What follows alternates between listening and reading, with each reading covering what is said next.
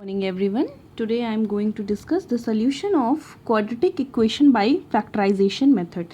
तो first of all basically हम ये discuss करेंगे what is the meaning of solution of quadratic equation. Solution of quadratic equation means हमको क्या करना होता है, we have to find the value of variable. ठीक है, जैसे कि यहाँ पर अगर आपके पास देखिए क्वेश्चन नंबर 1 है x square plus 6x plus 5 is equals to 0.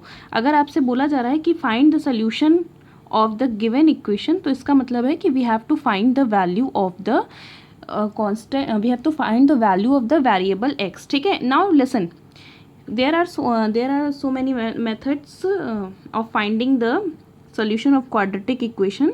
तो first one is your factorization method. तो फैक्टराइजेशन मेथड की बेटा अगर हम बात करते हैं तो क्लास 9th में आई थिंक आप लोगों ने फैक्टराइजेशन मेथड पढ़ा था, लेकिन हम थोड़ा सा फिर भी डिस्कस कर लेते हैं. तो फर्स्ट ऑफ ऑल अगर आपको x square plus 6x plus 5 is equals to 0 अगर आपके पास कोई भी आपके पास क्वाड्रेटिक इक्वेशन होती है तो मीन्स अगर आपके पास A X square plus B X plus C is equals to 0 type की कोई क्वाड्रेटिक इक्वेशन होती है तो इस क्वाड्रेटिक इक्वेशन को हम 2 पार्ट्स में डिवाइड कर लेते हैं. हमने सपोज कर लिया कि पी एक्स प्लस क्यू और are x plus s type को हमने इसको 2 पार्ट्स में डिवाइड कर लिया, 2 लीनियर पार्ट्स में डिवाइड कर लिया, 2 लीनियर पार्ट्स में इसको फैक्टराइज कर लिया.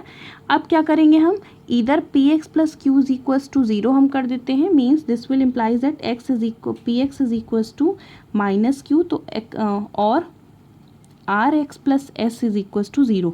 Now p x plus Q is equal into r x plus S is equals to 0. अब इसके बाद नेक्स्ट लाइन जो हमारी होती है कि इधर P x plus Q is equals to 0 और are x plus S is equals to 0. तो P x is equals to minus Q, तो X is equals to minus Q upon P आपको मिल गया. अनदर आपके पास क्या है, R X is equals to S, तो R X is equals to minus S, तो X is equals to minus S upon R. तो ये आपके क्या हो जाते हैं, ये आपके हो जाते हैं, इसको रूट्स भी बोलते हैं, is called solution of the quadratic equation. तो अगर हम इस क्वेश्चन पे आते हैं x square plus 6x plus 5 is equal to 0. तो फर्स्ट ऑफ ऑल हम कांस्टेंट देखते हैं. कांस्टेंट अगर आप देखिए तो कांस्टेंट यहाँ पर क्या है बेटा, कांस्टेंट 5 है. अब कांस्टेंट 5 को हमने कंसीडर किया. अब कांस्टेंट 5 को हम फैक्टराइज करेंगे. फैक्टराइज करके हम इसको इस ऐसे 2 पार्ट्स में फैक्टराइज करेंगे कि जो मिडिल टर्म है, जो मल्टीप्लाई करने पे जो है वो आपको क्या दे, मल्टीप्लाई करने पे आपको 5 दे. ऐसे 2 नंबर्स में फैक्टराइज करेंगे कि दोनों नंबर को मल्टीप्लाई करने पे 5 आए और जो मिडिल टर्म है 6, उस दोनों नंबर्स को प्लस एडिशन या सब्ट्रैक्शन करने पे हमको क्या मिले, 6 मिले. तो अगर यहाँ से देखिए तो हमारे पास एक ही फैक्टराइजेशन का फॉर्म ऐसा होता है कि 5 इंटू 1. यहाँ से अगर आप देखिए तो आपको मिल सकता है कि 5 इंटू 1 के केस में अगर हम चेक करें तो 5 प्लस 1 इज इक्वल टू 6 भी होता है. एक केस और भी मिलता है, 5 इंटू 1 के केस में अगर आप देखिए तो 5 प्लस 1 अगर आप चेक करिए तो 5 प्लस 1 इज इक्वल टू 6 मिलता है और 5 इंटू 1 इज इक्वल टू यहाँ से 5 मिलता है. मीन्स प्रोडक्ट फैक्टर्स का क्या मिलना चाहिए, ये वाला पोर्शन मिलना चाहिए और उसको प्लस एडिशन या सब्ट्रैक्शन करें अगर हम तो हमको क्या मिलना चाहिए, मिडिल टर्म मिलना चाहिए. तो अब यहाँ से अगर हम देखिए तो इस तरीके से मिडिल स्प्लिटिंग मेथड यूज़ करेंगे तो आपको क्या मिलेगा, x square plus 6x can be split into 2 parts. कौन कौन से पार्ट में, 5x into x, 5x plus x, तो 5x plus x and again plus 5 is equals to यहाँ से आपको क्या मिल गया, 0 मिल गया. आपने नेक्स्ट स्टेप में अगर देखिए तो ये आपके पास एक्स स्क्वायर है, ये आपके पास 5x है. तो आप क्या कॉमन लेंगे, यहाँ से देखिए you can take common x और x कॉमन ले लिया तो x इंटू एक्स था तो यहाँ पे आपके पास x बचा और यहाँ से x कॉमन था तो 5 बचा. फिर यहाँ पर अगर आप देखिए तो यहाँ से आप क्या ले सकते हैं, 1 कॉमन ले सकते हैं, ठीक, प्लस 1 इस तरीके से. और अगर आपने 1 कॉमन लिया तो यहाँ से क्या बचा, यहाँ पे x बच गया और यहाँ पर 5 बच गया is equals to 0. This will implies that अब आपको क्या करना है, इस x को इस 1 के साथ कंसीडर करना है, x plus 1 x plus 5 is equals to 0. According to this case हम यहाँ से क्या कर लेते हैं, हमने क्या किया, x square plus 6x plus 5 को 2 लीनियर फैक्टर्स में क्या कर दिया, डिवाइड कर दिया. अब इधर x plus 1 is equals to 0 और x plus 5 is equals to 0. तो x plus 1 is equals to 0 अगर हमने ले लिया तो हमें मिलेगा x इज इक्वल्स टू -1 और if x plus 5 is equals to 0 तो if x plus 5 is equal to 0 तो हमें क्या मिल गया, x इज इक्वल टू -5 मिल गया. इज इट क्लियर बेटा? Now let's come to the another question. Another question आपके पास बेटा क्या है, 8x square minus 22x minus 21 is equal to 0. अब देखिए इस टाइप के क्वेश्चंस को हम सॉल्व करने के लिए क्या करते हैं, in this case you can see that कि यहाँ पर एक्स स्क्वायर के साथ भी कुछ कोफिशिएंट है. लास्ट क्वेश्चन जो हमने डिस्कस किया था उसमें एक्स स्क्वायर का कोफिशिएंट 1 था, but in this case the coefficient of x square is 8. तो बेसिकली सब फर्स्ट स्टेप हम क्या करते हैं, स्टेप नंबर 1 के केस में अगर देखिए तो कांस्टेंट को मीन्स -21 को हमने मल्टीप्लाई किया ए के एक्स स्क्वायर के कोफिशिएंट से, और एक्स स्क्वायर का कोफिशिएंट आपके पास क्या है, 8 है.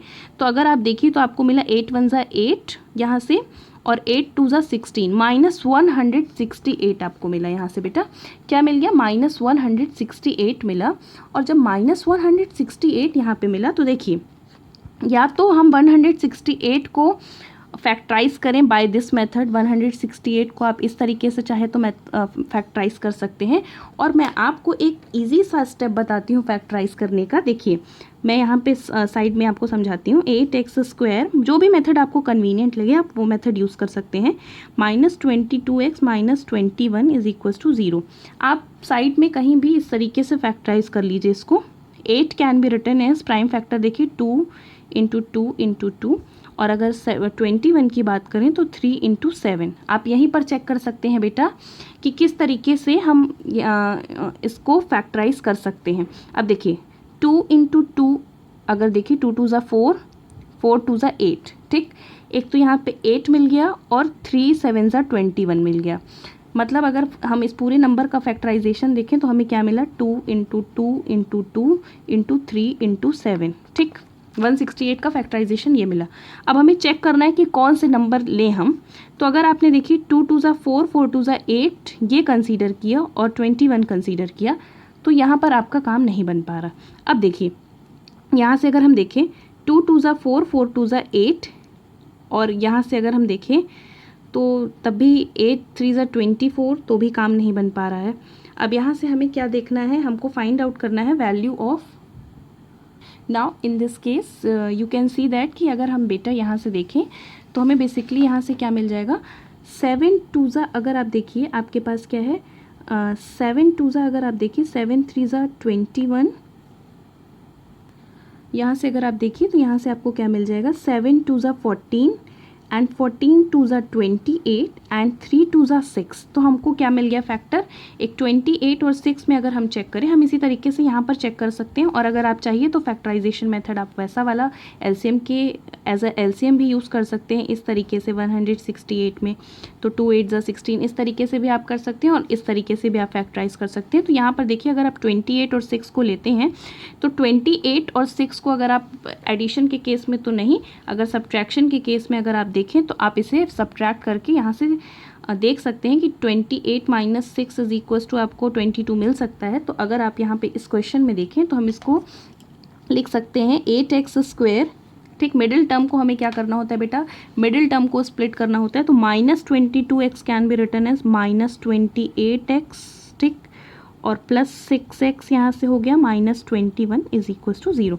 -28x और +6x अगर आप देखिए तो यहाँ से आपको -22x भी मिलेगा, और दोनों का मल्टीप्लिकेशन अगर आप देखिए तो आपको -168 भी मिलेगा. ठीक है, अब यहाँ से बेटा अगर आपको क्या कॉमन लेना हुआ, अगर आपको यहाँ से कुछ कॉमन लेना है तो सपोज़ करिए कि आपने क्या कॉमन ले लिया, यहाँ से 4 अगर आपने कॉमन ले लिया बेटा, 4x कॉमन लिया, तो यहाँ से 4 × 2 = 8, 2x - 4 × 7 = और यहाँ से अगर आपने क्या कॉमन ले लिया, 3 कॉमन ले लिया, तो आपको 3 × 2 = x, 2x ये और -7 इज इक्वल टू 0 मिल गया. अब आप क्या करेंगे, 4x + 3 and 2x - 7 is equal to यहाँ से 0. अब क्या करेंगे आप, इधर 4x + 3 इज इक्वल टू 0 और 2x - 7 is equal to 0. 4x is equal to -3, x is equal to -3/4, 2x - 7 is equal to 0 means 2x is equal to 7, और x is equal to यहाँ से क्या मिल गया, 7/2. तो यहाँ से अगर आप देखिए तो आपको बेटा स्टूडेंट्स क्या मिल गया, x इज इक्वल टू -3/4 और x इज इक्वल टू यहाँ से आपको क्या मिल गया 7/2। तो ये आपके क्या हो गया solution of the given quadratic equation. Now let's come to the another problem x square plus 2√2x minus 6 is equal to 0। अब देखिए, अब आप अगर इस कांस्टेंट को यहाँ a के कोफिशिएंट x स्क्वायर के कोफिशिएंट से मल्टीप्लाई करिए तो आपको क्या मिलेगा बेटा -6 मिलेगा। तो एक तरीके से हमने सपोज कर लिया कि यहाँ पर आपके पास क्या है 6 है। अब ध्यान से सुनिए, 6 को अगर हम लोग देखना चाहें तो हमें या तो 1 और 6 मिलता है इसका फैक्टर, ठीक, या तो हमें 2 और 3 इसका फैक्टर मिलता है, ठीक। लेकिन यहाँ पर हमारे पास मिडिल टर्म क्या है, किस फॉर्म में है मिडिल टर्म, हमारे पास 2√2 के फॉर्म में है। इसका मतलब कि हमको कुछ चेंज करना पड़ेगा। अगर आप यहाँ से बेटा देखिए 6 और 1 का केस अगर हम देखें तो यहाँ से हमको कोई बेनिफिट नहीं हो पा रहा है, 6 + 1 6 - 1 इस टाइप का कोई बेनिफिट हमें नहीं हो पा रहा है। लेकिन अगर हम इसके अनदर केस में आएँ 2 और 3, तो 6 कैन बी रिटन एज 3 × 2, ठीक। अब अगर हम इसे देखना चाहें तो 6 को हम क्या लिख सकते हैं, 6 कैन बी रिटन एज 3 × क्योंकि यहाँ पर √2 है तो मतलब हमको √2 का कहीं ना कहीं यूज़ करना पड़ेगा, ठीक है। तो 6 कैन बी रिटन एज 3 × √2 × √2, ठीक। अगर हम चाहें तो 2 can be written as √2 multiplied by √2। Now 6 can be written as 3 × √2, एक हमें ये केस मिल गया, मल्टीप्लाइड बाय √2।